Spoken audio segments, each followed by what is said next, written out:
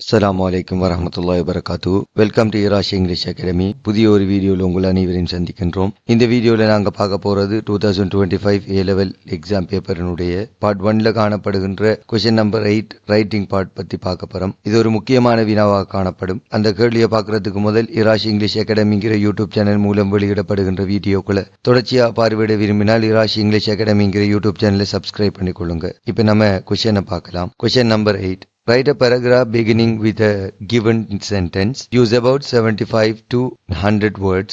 Do not exceed the word limit.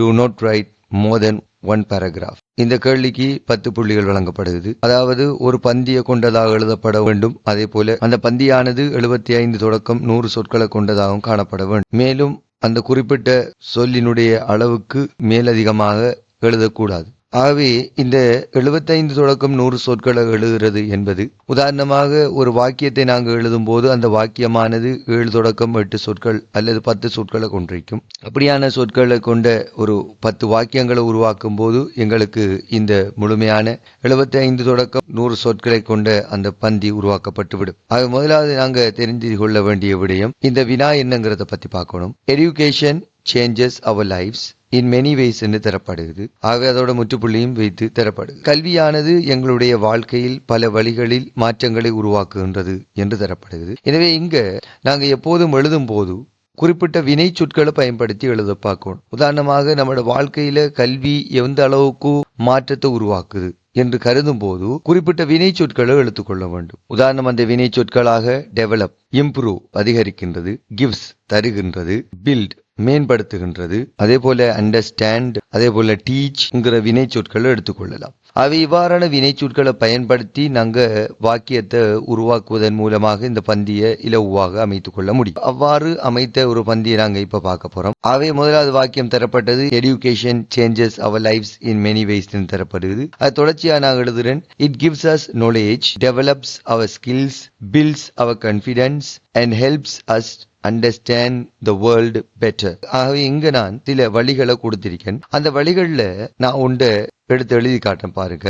Among these benefits, ஆகவே மேற்கூறப்பட்ட இந்த நன்மைகளில் developing skills is very important for students. திறன்களை விருத்தி செய்தல் மாணவர்களுக்கு ஒரு முக்கியமானதாக காணப்படுது என்று கொடுத்திருக்கேன். அவை இவ்வாறான வாக்கியங்களை 3 அல்லது 4 வழிகளை கொடுத்து விட்டு அதில் இருக்கிற ஒரு வழியை எடுத்து நாங்கள் மேலதிகமாக 1 அல்லது 2 வாக்கியம் மூலம் விளங்கப்படுத்துவதன் மூலமாக அந்த சொல்லினுடைய அளவு அதிகரிக்கும். அதே போல தொடர்ந்து பாருங்க, not only does education provides us with knowledge and skills. கல்வியானது எங்களுக்கு வெறுமனே அறிவையும் திறனையும் தரவில்லை, but also it teaches us important values. அது மட்டுமல்லாமல் அது எங்களுக்கு முக்கியமான விழுமியங்களையும் கற்றுத் தருகிறது. such as அந்த விழுமியங்களாக discipline, responsibility, respect and kindness என்று கொடுத்திருக்கோம். அதோட தொடர்ந்து it creates better opportunities and helps us achieve our goals. அது எங்களுக்கு சிறந்த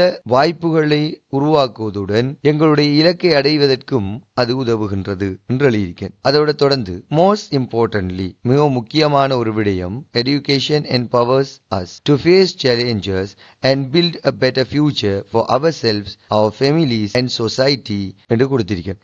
ஆகவே கல்வியானது எங்களுக்கு மட்டுமல்லாமல் எங்களுடைய குடும்பம், எங்களுடைய சமூகம் அனைவருக்கும் சிறந்த ஒரு எதிர்காலத்தை உருவாக்குவது மட்டுமல்லாமல் நிறைய சவால்களுக்கு முகம் கொடுக்கக்கூடிய சக்தியையும் எங்களுக்கு தருகின்றது என்று எழுதிக்கிறேன். எனவே பொதுவாக ஒரு கட்டுரை எழுதும் போது கவனிக்க வேண்டிய முக்கியமான விடயம் வினை சொற்களை கையாண்டு அதன் மூலமாக வாக்கியங்கள் அமைத்தல்.